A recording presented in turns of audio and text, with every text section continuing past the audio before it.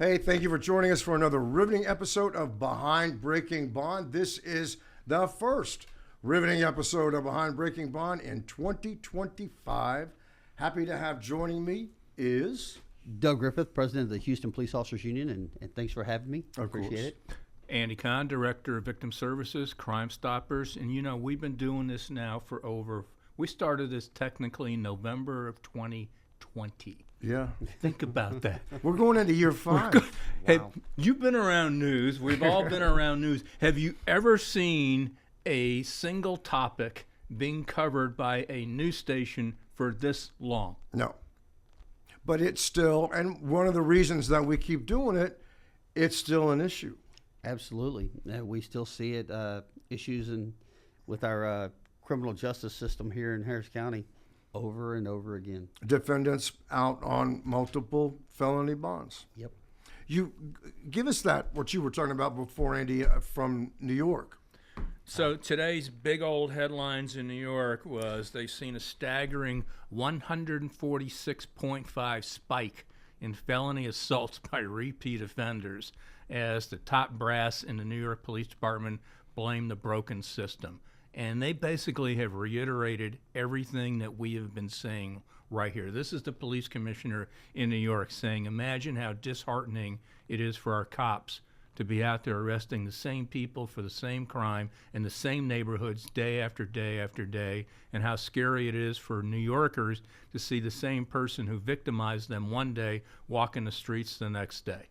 Sound familiar for you? This is the same thing we've been talking about now for years. Yeah. We have officers out there that go and put the same violent offenders in jail time and time again. They get out on multiple felony bonds. And look at some of these complainants. There was a young lady that was murdered here in Harris County. The killer was released on bond again, and him and his gang members kept going by the family's house, intimidating them. And yet nothing was, our hands are tied because it's a public road. Right. What are we going to do with them? The judge should have stepped up and did something with them, and they didn't. And now we're sitting here again. That individual was again arrested for something else not that long ago. And we're in a new year, 2025. We've got a new district attorney, Sean Tier.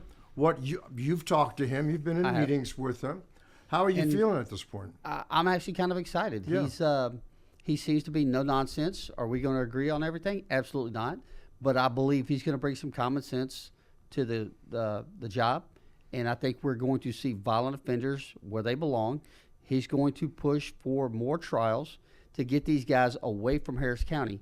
Again, we've got a 25% reduction over the last 5 years in prisons. Yet we've got an increase of over 20% in our county jails. And we're shipping them out all over different exactly. states. We have 2 different places. We're sending them in Louisiana and paying to house them when we can't even get. If we open up the courts and put these people where they belong in prison, guess what? Both go down. What do you think it will take? I know we have gotten new courts, right? Should the courts look at maybe possibly doing weekends or night court, or what do you think could be done to sort of speed these cases along? First of all, you have to get the commissioner's court under control. It's being run right now by Randy Wallace, and we've got to find a way to get him out of the reins of that position because he's pulling the strings on the magistrates that go over there and everybody else. And I'm going to tell you right now, that is a disservice to the citizens of Harris County because the district attorney's office is underfunded, the county the sheriff's office is underfunded, the constables are underfunded, and it all comes back to the commissioner's court who failed to do their job. The thing with magistrates, Andy would agree with this, we've noticed many times now where it's not the actual sitting judge that's deciding about the bond, it's a magistrate who's not elected, who really has no one to answer to. No, not at all. The only people they answer to are commissioner's court who pays their checks. And if you think they're not going to do what they're told to do, you're sadly mistaken. There's a push, or has been a push, and we're starting to see some pushback now, and I love that because that's the entire reason we had 6 of the judges primaried is because we shined so much light. You guys, the HPOU, we put so much pressure on those 6 individuals. They all got primary to their own party. That usually doesn't happen. Never. That never happens. Never. That The was only a reason that first. happens because they knew we were putting so much pressure on them. They, within their own party, had to do something. Right. So they themselves primary these individuals because they don't need that blowback. They don't want that blowback. But guess what? It's going to continue because we still have the same problems in the court system. I have an open records request filed with the court administration. The same person that contacted you, Randy, when she was very upset over how we phrased this one guy's bond, that he didn't come back from this county, wanted everything changed. So anyways, my request was very, very simple. Basically, I want all the magistrates, I want their names and the PR bonds that they've given, felony PR bonds, and by offense for the last X amount of years. So I'm still waiting on that. And we've seen instances where the magistrate, the bond might be low, and when they get into the district court, the judge will actually increase the bond. Yeah, I've we seen did. that multiple times. Yeah. Yeah. Recently, we saw it, and one of the offenders, he was given like a $5,000 bond or something like that for a very violent crime. And then when we reached out to the judge, going, "Hey, what the heck's going on here?" She was like, I didn't do that. That was a magistrate." And the next day, he ended up back in her court, and it was a $40,000 bond, which is more in line with the offense that he had committed. Yeah, It's nice to see these judges take notice and realize that they have to start holding people accountable. Right. And I believe the judges within the courts themselves are doing a better job. They really are. I agree. I would agree with that. It's the Yes. magistrates that are Yes. causing the issues at this point. And again, it goes back to the magistrates that are in the probable cause courts a lot of times, because if they find no PC and then we turn around and take it before a grand jury and they are like, "Oh yeah, that's easy right there. That's an easy case. Yeah, Right. we're gonna take charges on that." Then that is a problem for me, because these DAs, these magistrates are obviously doing something wrong. They've either taken marching orders for somebody else, or they're incompetent and shouldn't be in that position. If I was an elected judge right now, especially if I was a new elected judge, what I would do is I would ask my court coordinator every single day for any cases magistrates have handled and have given a PR bond for me to check and look at that and see if I agree with that or not. Yeah. I would be doing that. And how many magistrates dismiss cases, or how many cases per magistrate are dismissed for no PC? That would be an interesting thing to find out. We're going to have to work on that. Because, you have to wonder. One of the things that you were saying before that you're kind of excited about with Sean Tier, he's really focusing on the prosecutors that are going to be doing the intake, that are going to be talking to police officers out in the field that are trying to get criminal charges filed. Correct. A lot of times we are the only county in the state where we have to call and ask permission to book someone in jail. We have to call the DA's office. They accept the charges or they deny the charges, and then if they accept the charges, you What go do the and other put them in counties jail. do? The What other does counties, Fort they Bend or direct book. Montgomery do? We take them straight over, book them into jail, do the report, do the charges. It's done. We don't have to ask permission. You just do it. The prosecutors will take care of it the next day. Not in Harris County. We have to call and get permission. It's like a Mother May I situation. But a prosecutor in another county could the next day decide, I think it's a weak case and I'm dropping it. And Correct. That the DAs have full immunity to do whatever they want with those cases in Brazoria County, Fort Bend County, Montgomery County. Montgomery County, we want our crooks to run in Montgomery County because they'll actually get time there. Yeah. Brett Ligon does a phenomenal job up there. They with don't the play courts. in Montgomery County. Not. They do not. They do not play. One of the things that we've been seeing, and this is in our most recent Breaking Bond report, we see instances where you have a defendant that's on probation. And to just explain everything, that means someone has actually been convicted. Correct. Of a crime, of a felony crime. You're serving your sentence, so to speak, out in the public on probation. You're not going to prison. There's all of these things that you have to do as part of your probation. One that everyone has, don't get any more criminal Don't break charges. the law. Don't break the law. Here's a classic example here. This guy, Jamarcus Terry, got 4 years deferred adjudication in 2019. So, man, he should have been done in 2023, right? Right. 4 years, 2019. He's had 3 motions to revoke filed since 2019. One in 20, one in 21, one in 23 as well. Not once has his probation been revoked. He didn't even bother to report. He was sent. Then he was sent to this residential facility. Then he was sent to WIMAC. Now he's charged with human trafficking, compelling prostitution, and so forth. If you would have revoked his probation for obvious reasons, instead of extending it, which is what they kept on doing, was going, well, we'll just give you one more chance, you know? It's kind of like Dean Wormer and Animal House, you know? And with the deferred probation, that gives the judge the right to, if the judge decides to adjudicate guilt, they can go back to the maximum. Correct, right? immediately. That the defendant. You ever seen that happen? No. Okay. No. It sounds good. Right. When you read it on the news, and he could get sentenced anywhere from 5 to 99 years in prison, and I'm like going, show me one. Yes. that got more than 5. I mean, are you seeing this as an issue where you've got people on serving probation and picking up new felony criminal charges? Absolutely. You know, there was a point in time when if you were out on probation, you didn't do anything wrong. Right. Because if you did, you were getting locked up immediately, and you weren't getting out of jail until you served your second case. And you could even have your probation revoked just for a technical violation, right? Yes. Like Yeah, not showing up to didn't your show probation up, officer. If you tested, positive for narcotics, it didn't matter what it was. You'd have a probation violation out for your arrest.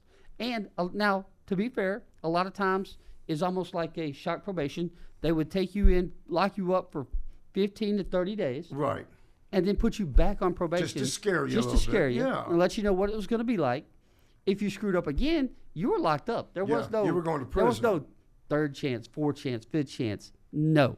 But today, it's pretty obvious nobody cares, and they just let them run wild, and then they pick up more and more cases. And what'll happen is they'll go in, and they'll end up pleading for one of these cases. Right. They'll drop the rest of them, and they'll do minimum time in jail and be right back I've out seen there. 7 dismissals, 1 conviction. Yeah. 2 Yep. years. Yep. Consistent. All the time. Because that's an easy way for them to clear out the docket, get Right. rid of all those cases. Hey, look, we'll cut you a sweetheart deal. You plead the one, we'll drop the rest, and you walk free. Well, this is an example right here. This guy, Gregory Brooks. And Gregory, man, congrats, man. 25 indecent exposure cases, indecency with a trial since 2014. I mean, you are what you are with this. 25 But he cases. just, because he's got so many, the indecent exposures are enhanced to a felony. So here's an example. So he was arrested in June of 24. In December of 24, he pleads out to 6 months in the state jail. Do the math. He's already served all that time. So the minute he pled guilty, he essentially walked out of the county jail. And now, of course, he's back in again because it didn't take too long for him to, get popped again. So Why can't he just go to a nude beach and hang out? Right. evidently he likes to go to playgrounds and do some, and fiddle around with his hands and so forth. So, I mean, this guy's been nonstop, repeatedly. So what do you keep? We all know what's going to happen when he gets released again. It's going to happen again. Yeah. So is he to blame or are we to blame because we know better, but we continue to punt these guys back out, knowing full well they're going to end up right back here But again. you can, after 3, enhance it? Oh, there's Yeah. multiple. Oh, no, he's enhanced. felonies. He's already Yeah, enhanced. but that's still not. But this is the deal. Until we find a way to hold judges accountable, nothing will change. Right. Because at the end of the day, I blame the judges for letting this guy continue to go out there and torment playgrounds where kids are hanging out. For this clown, he needs to be locked He up. has 3 felony convictions for indecent exposure since 2022. That's ridiculous. 3, 22, 23, and 24. Didn't do much, did he? No. So, Hey, one day he's going to catch the wrong playground with a big dad out And there. then he's going to end up and dead. he's going, yep, Yes. yep. so that's that one over there. So there's, it's going to be, like I said, it's going to be a very interesting year. We've got a legislative session coming What are you up. looking? Are there things that you're looking at to try to change during the session? Yeah, there's several things, and some of them the stuff that we've done on this show here. There's two big things, and involve you guys as well. Mm-hmm. Number one, no more PR bonds, personal recognizance, get out of jail free cards for anyone on parole for a violent offense who's charged with a felony. That just makes common sense. That should be a no-brainer, Yeah. Right. So I'm sure there'll be a lot of I contention. mean, the fact that we have to have a You're right. law, right, that says, hey, judge, you cannot give a personal recognizance bond when the defendant is on parole for a violent for a offense. violent crime. I mean, you would think that why would we even have to tell a judge that? 10, 15 years ago, you sure wouldn't have to, would you? Well, I think it should be if you're also on a previous bond, Yes. because I know everybody's go, oh, well, you can't do that because they haven't been found guilty yet.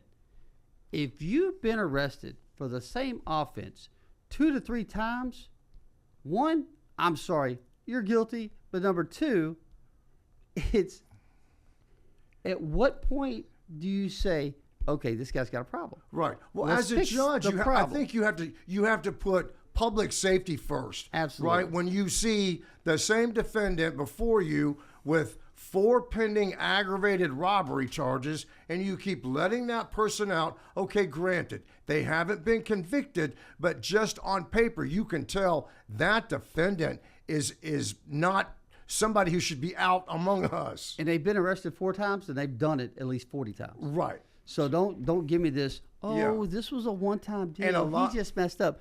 BS. That's a violent offender that you need off the streets. So the other bill that we're looking at, and we actually did the story while we were here. You might remember this guy was on parole for a violent offense, and he got charged with felon in possession of a firearm. He makes a cash bond. Okay, 4 hours after he bonded out is when the parole division placed their blue no bond warrant. 4 hours after, too late. So he's out. In the meantime, he stops reporting, so there's an active warrant out. But you remember this one because he actually showed up in court 3 times for the Yes. felon in possession, and no one bothered to check that he had an active warrant out. Now he's charged with capital murder of 2 people. So what we're doing, this is going to be very interesting, is we're asking for a 48-hour hold on anyone on parole who is booked in for a felony in order to give the parole division that 48 hours to decide whether or not they're going to issue a warrant or not. If they're going to issue a warrant, great, we already have you. Right. We don't have to look for you. If they don't, fair play. You get a Yeah. bond, and if you make it, so be it. And you're not telling the parole board what to do. You would think that the parole folks would love it because you're basically saying, hey, we're going to hold this person. You make the decision, and if they're already gone and then you decide to file the blue warrant, then you got to go find him and Yeah, hope it's- that they're not going to do anything else. But the problem is you're asking for common sense solutions. Right. We shouldn't have to legislate common sense solutions, but we do. Yeah. I've made So- a career out of that. Right. Amen. Amen. But So- that seems like a no-brainer that you would want to hold somebody to make sure. If What they're would be on the parole- opposition to that? We already know who's going to probably be opposed. You can't keep someone locked, for 48 hours without, giving. What would be the opposition's response to that? I would have to say that they haven't had their due process. Right. They haven't had their due process. So the ACLUs of actually- the world are going to go what? Yeah, they're going know? to scream. Well, it's the same ones that screamed, "Oh, we need body cameras. We need body cameras. We get body cameras." Then they're all pissed off because we're not letting people go. The days of you catch some juvenile with a joint and you have them smush it on the ground and go away are over. You can't cut anybody a break anymore. You have no discretion.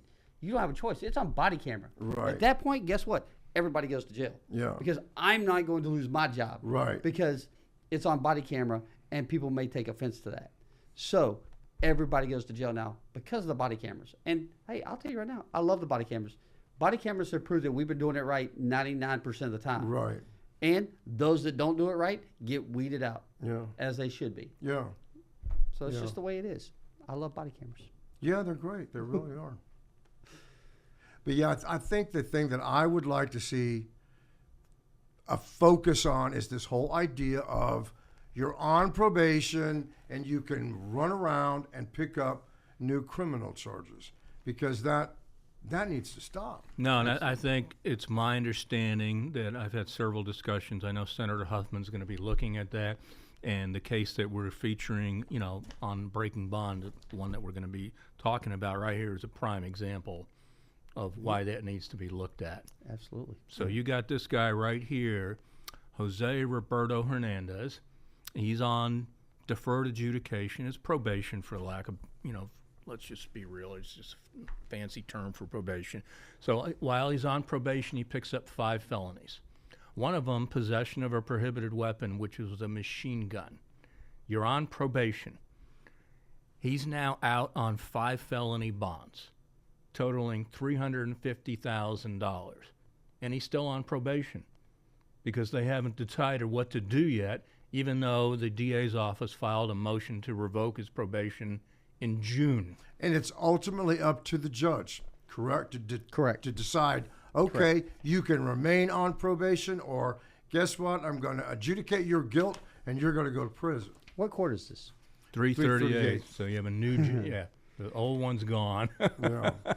So this is pretty much common, not to do anything or schedule anything, but for goodness sakes, you've had multiple motion to revokes filed, and you've never once had a hearing to determine whether you're going to revoke. And maybe it's time for the public to get involved and start calling places like the 338th District Court and say they're tired of this garbage, and let them know their feelings that they want people like this locked away. This is a guy that has been allowed to continue to torment this community with violent offenses, and nothing has been done, even though we have a mechanism to lock him up today, but yet they're not using that mechanism. I'm glad you brought that up, because it also, people can, if there's a particular law you want to see passed, contact your lawmaker. It makes a difference, doesn't it, Andy? Oh, heck yeah.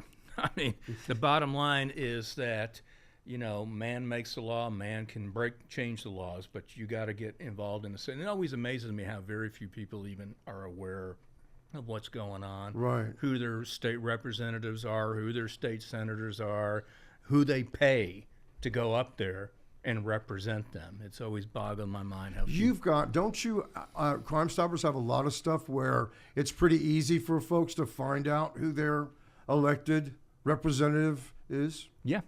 In this day and age, there's no excuse for Right. anyone not to know who is their state rep, who is their state senator. So the session, basically, it starts this month, but really kicks into high gear probably mid-February or so. That's when things really start happening.